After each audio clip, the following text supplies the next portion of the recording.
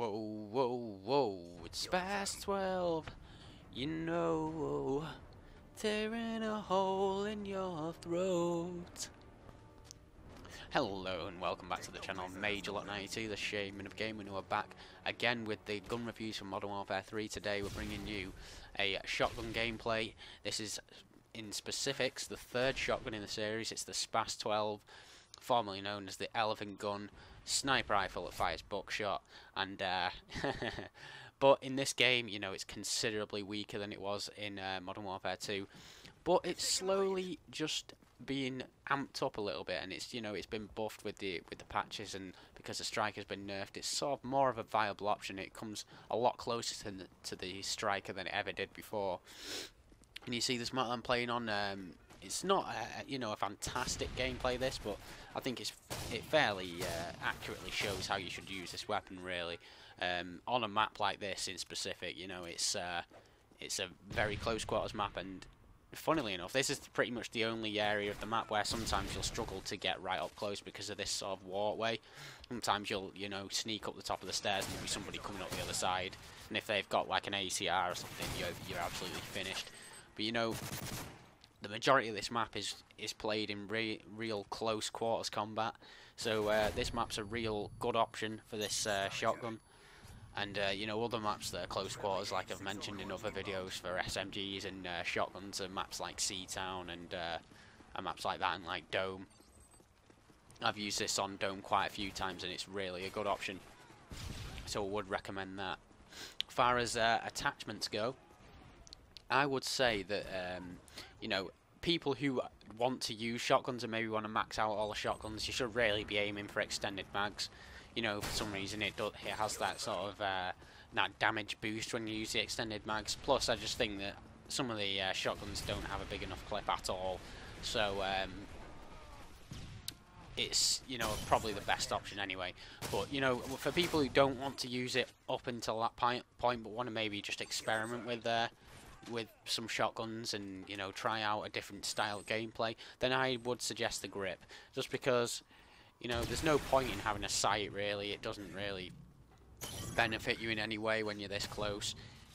Even though I would suggest that with this gun, you want to just quickly sort of aim in and out, sort of like you would quick scoping, because I just found the bullet spread is much tighter if you just, you know, if you're aiming down sight, and it really does make a difference. And you know, if you're just quickly scoping in, you don't, you know, you're not standing there just like aiming down sight. It's a quick process, and it sort of works quite well.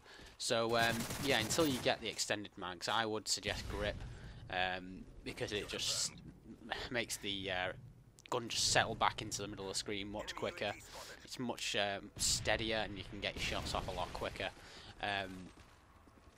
you know, when you're using a grip. So, but obviously, just do not, I repeat, do not use a silencer or a suppressor, should I say, because I saw a video the other day where someone gets like 12 hit markers, I think, with suppressed SPAS-12. I mean, that still should kill somebody, but you know, that just sort of is showing you what you get for using a suppressor on a shotgun, especially one that fires, you know, that's pump action.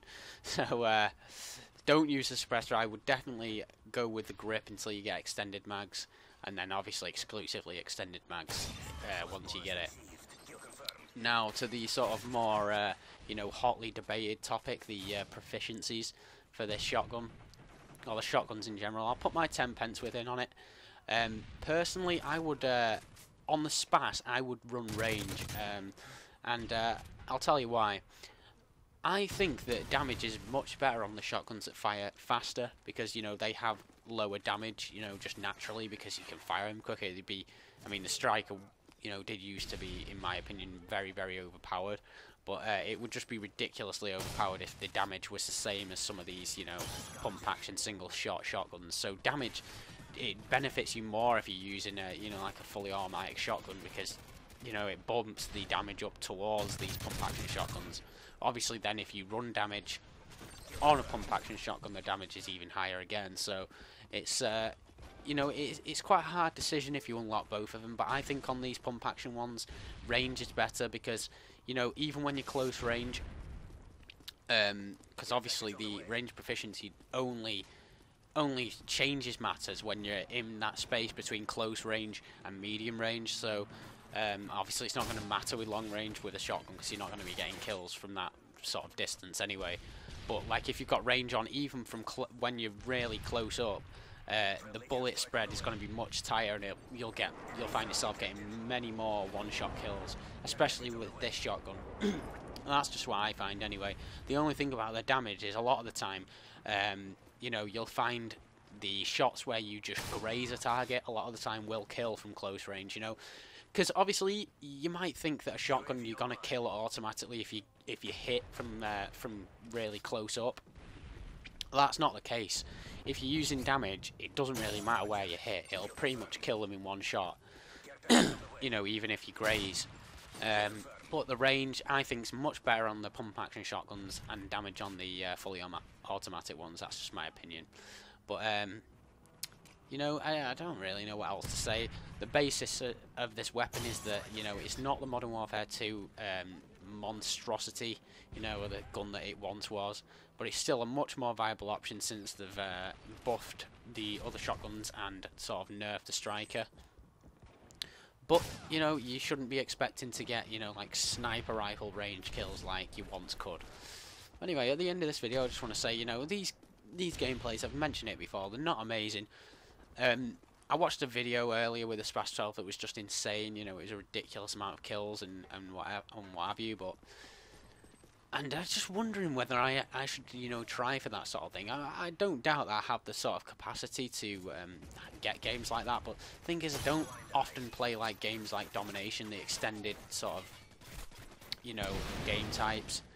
And I don't play Ground War very often. So, you know, if you've got an opinion on whether you think I should, you know, maybe convert, then you know, let me know. But I don't know. I think these are fairly viable anyway. These gun reviews, you know, it just shows you how to use the weapons, and hopefully you can learn, you know, a thing or two about attachments, proficiencies, and you know what you really need to sort of change your playstyle to when you're using a certain weapon. So that's the end of the video. Hopefully you enjoyed and learned something from it, as I said, and come back for the next one, which is the 4th assault rifle, the CM901. Hopefully you'll join me for that. Cheers.